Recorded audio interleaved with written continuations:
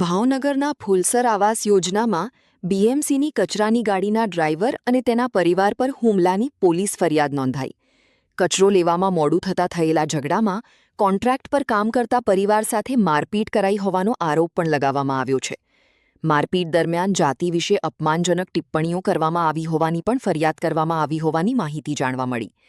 ડ્રાઈવરની પત્ની અને ભાઈને પણ માર મારવામાં આવ્યો હોવાનો આક્ષેપ કરાયો. આ ઘટનાની જાણ થતાં 112ની ટીમ અને પોલીસ તાત્કાલિક સ્થળ પર પહોંચી. બોરતળાવ પોલીસે ગુડ્ડીબેન, બિલ્કેશબેન, કુસુમબેન અને કાંતિ વલજીભાઈ બારૈયા સામે મારપીટ તેમજ એટ્રોસિટી એક્ટ હેઠળ ગુનો નોંધ્યો. ફરિયાદના આધારે બોરતળાવ પોલીસે વધુ તપાસ હાથ ધરી.